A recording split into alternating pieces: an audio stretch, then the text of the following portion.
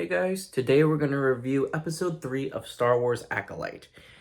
This has been the most divided episode as far as opinions are concerned, and yes, this one is the weakest of the three so far.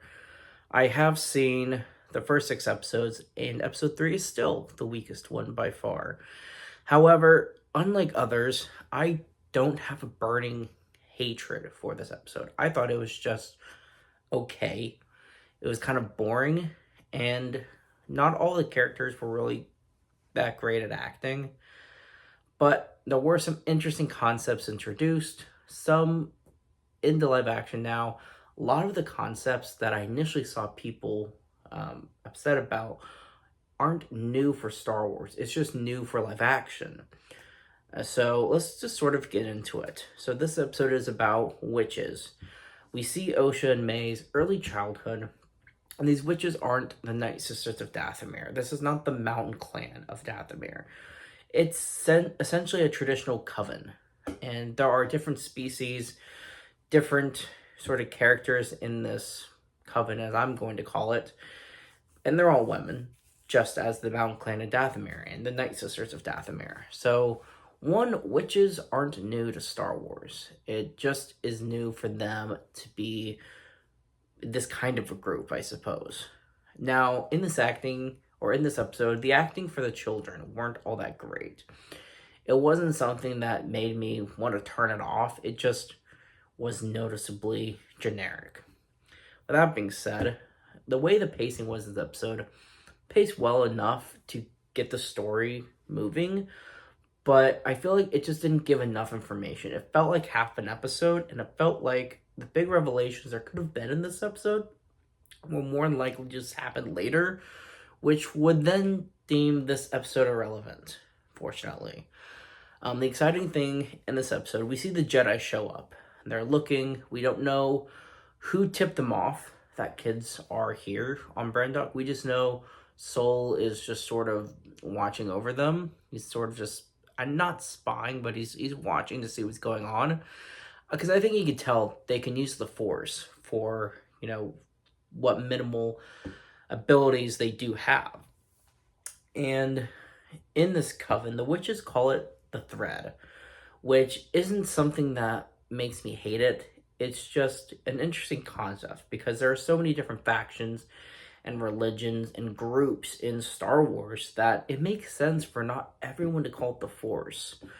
Especially in this time, Jedi aren't at war right now during this timeline. So in Clone Wars, Jedi were constantly at battle all across the galaxy. So more and more species and more worlds and characters and religions and organizations and factions saw them constantly use the Force. So for characters like maybe Brendok or other, as I call it, backwater planets, since the Jedi aren't constantly at war, they're not using the Force everywhere they go.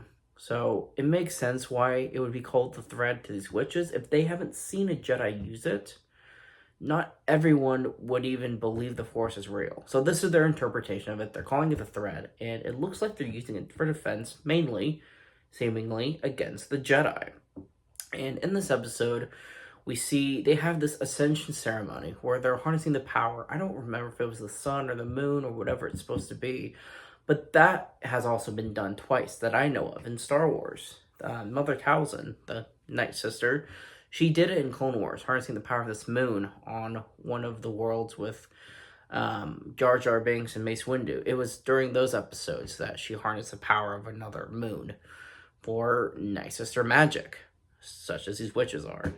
And then, of course, we saw the First Order harness the power of the sun to blast other planets. So harnessing another planet or sun or moon's power isn't new. It's just the first we're kind of seeing in live action, even though we did see it in Force Awakens. So that's another concept that's not new, but is sort of newer now, I suppose.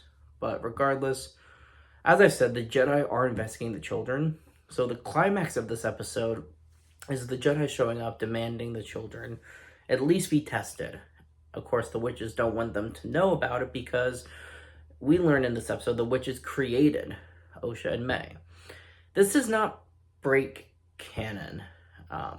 I know maybe some of you guys that know more than I do can put in the comments the clarification. I have not read too much from Legends, but it is to my knowledge that in canon, the Force itself created Anakin, not the light, not the dark, not the manipulation of Sith or Jedi. It was just the Force itself created someone to bring balance to it all.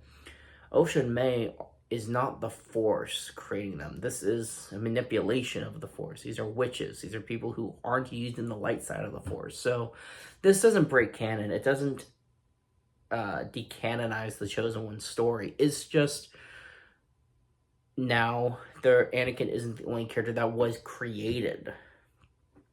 Now, you could also take the same sense in Clone Wars.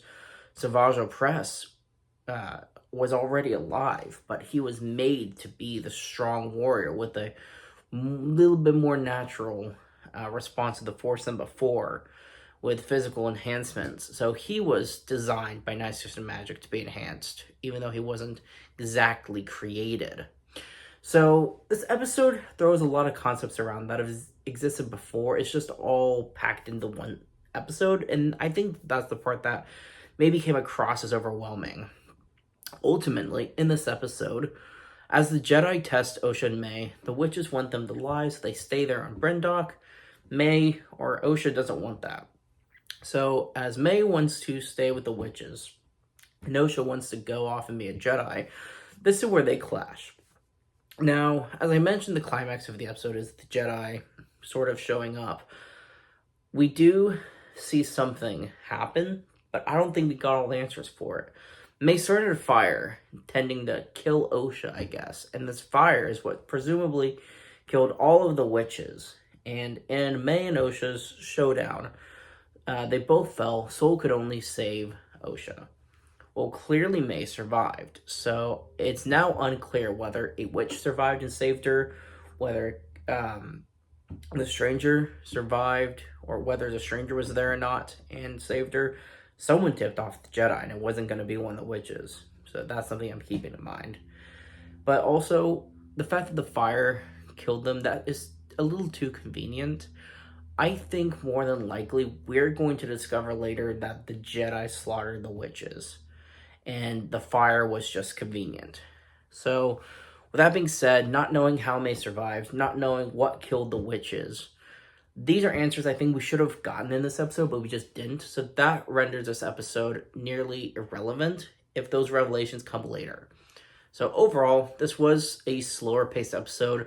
The story was paced well, but the filming was slow. So I can't wait to review the next one. The next one, it was a lot more enjoyable. It's more exciting, more thrilling.